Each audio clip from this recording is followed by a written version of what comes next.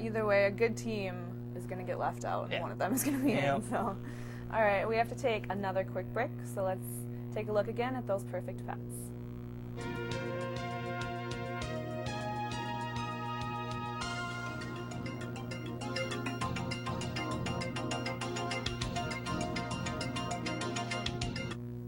These two are a wonderful dynamic duo. One is Mario and the other Luigi. They love playing with each other and their brothers. This is a domestic medium hair cat. It is a female that is only a month old.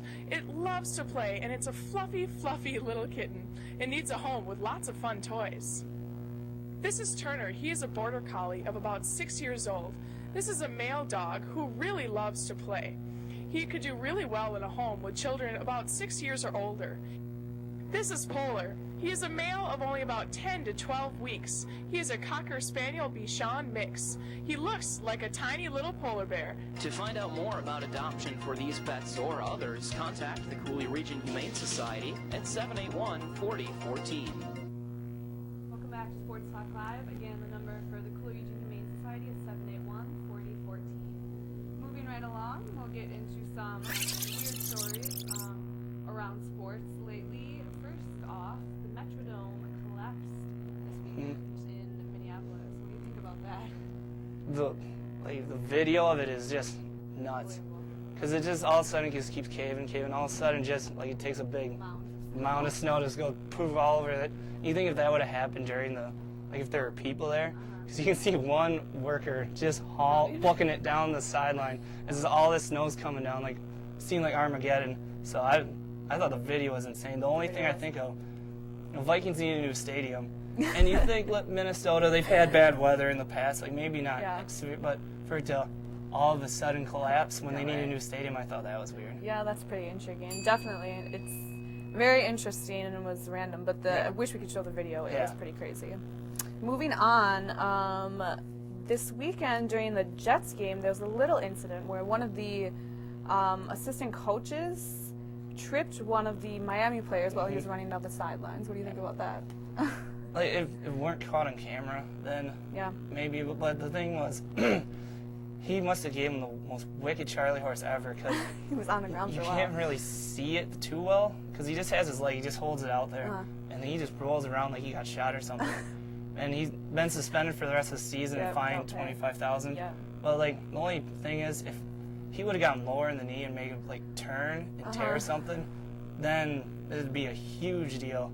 So yeah, it was pretty crazy. He definitely could have really gotten injured. He looked like he was injured for a while. I mean, I've seen injuries where it doesn't seem like they've been injured and they've torn ACL. So definitely he deserved to be suspended. That was kind of crazy what he did. Moving on, the Big Ten has obviously expanded to 12 teams now with adding Nebraska, and they have 2 divisions, and they've named their divisions Legends and Leaders. What do you think about that? This is stupid. It just sounds like you're like, hey, Gramps, what do you think about the division? Oh, well, back in 1940, there's a lot of legends and leaders, so we should name it after them. It's just, he threw a dart at random words that old people say, and just go for it. Definitely. It was really random. They said they were thinking about naming them after former players and coaches that have meant a lot, but they couldn't come up with a few. I don't get it. It sounds too Legends sounds better. So I feel like if I was in the Leaders, I'd be like, well, what the heck? I don't know. We're in the Leaders. We are in the Leaders. That's so true. It already makes one sound inferior. But for a coach, they could have just went Schembechler Hayes, because that's a huge rival at Michigan, Ohio State way back when. That's good enough. Definitely 2 big names. Fine with it. Even if Wisconsin's not mentioned in one of the, I don't care. Oh well. It'd be way better than Legends and Leaders. Yeah. Dumb. All right, moving on. After the Sunday night game, Michael Vick was asked by running back of the Dallas Cowboys starter Choice to sign his gloves so he could give it to Choice's nephew. So what do you think of this? I really don't have a problem with him going up to Vic and getting the autograph in general, but the timing and where he did it, where it was on the field and all the cameras around, and you could see, if I was a Dallas fan, I could understand being kind of upset. Your team sucks. They had just lost to a division rival, and one of your players is going up to Michael Vick, of all people, to ask for an autograph. I would be a little wondering what that's about. Because, the same way, I'm it has nothing to do with the game, so I didn't have a problem with it, but the only reason it came up is because it's on camera. Yeah. And the only way I could think of it is if it were, say, Packers backup running back asking Jay Cutler, a division rival. Yeah. I probably would be upset about that just because then it'd be my team, but Yeah. being an outsider looking in, I was just Kind of funny, who but cares? it's Dallas. So It had well. nothing to do with the game. Of course, they're gonna blame it on something. Yeah. And finally, of course, this weekend, huge crap ton of snow came down. Yes. Big blizzard in the La Crosse area. What did you think of this weekend? You know, you'd think you'd be used to all the snow and all like the Mhm. crazy weather, but it sucked. I stayed in Saturday night. The buses weren't running Yeah. to go downtown, so that was really unfortunate. I heard you have like a little story though with Yeah, your because weekend with snow. I was with a bunch of roommates came into town, old ones, and we didn't know the buses weren't going. But on the way to go to the pickup, every block we go there'd be a car stuck, and since there's a bunch of us, we just push it, and we actually pushed one car down an entire alleyway, and the whole time just yelling cool runnings and stuff the whole time, just being done. And then by the time we got to where it was, they're like, oh, the buses aren't there, so all right, walk down.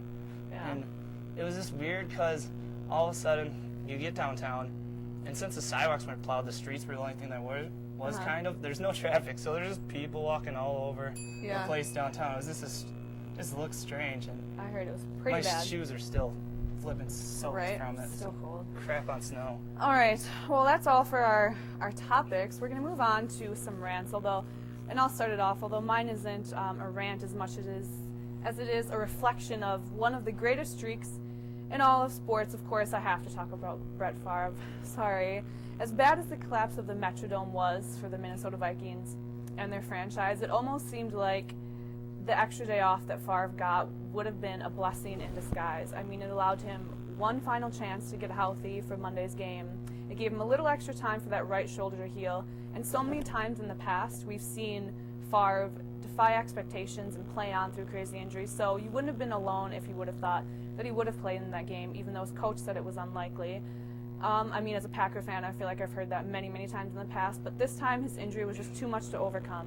Reports say he was having trouble feeling his hand, which apparently was some ugly shade of purple, and if that's the case, I definitely understand why he didn't play.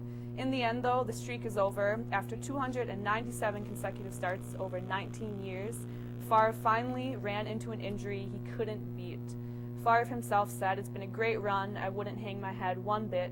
When I think about as a kid having goals and dreams, I far exceeded all of those. And as much as I hate that he wears that ugly purple and gold and plays for the division rival Vikings, I'd have to agree it's been pretty fun to watch." And nicely said. So now for mine, I actually didn't write a rant. I wrote a Christmas poem, which I don't know good music, but whatever. Soon we get some. About to read for you now. If I had fake glasses, I'd put them on. But all right. 'Twas the night before Christmas. All my friends are here. I threw a Christmas party, but without Christmas cheer. This party sucks, I shouted. Many things have gone awry, like many jokes from the show Family Guy. Jared Allen raised his hand and said he'd bring Christmas back. But I'm sorry, Jared Allen, you can't be Santa. You don't have any sacks. Favre couldn't make it. He said it was complex, so instead he sent me a holiday text. That thing's old and wrinkly, I yelled with a shock.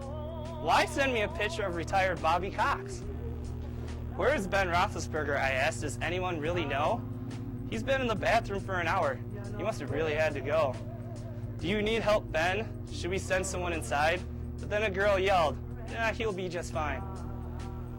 A car has pulled up. Who it is, I don't know. It's Tiger saying he's Santa, yelling, ho, ho, ho. LeBron is leaving. A decision had been made. He was leaving a party with his boyfriend, Dwayne Wade. Well, the party sucked, so I had some beers. I yelled to everyone, better luck next year.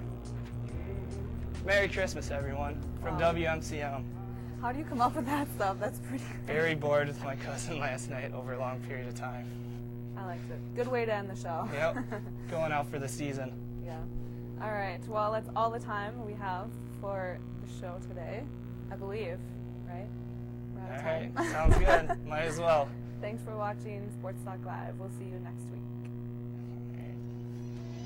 You got it right.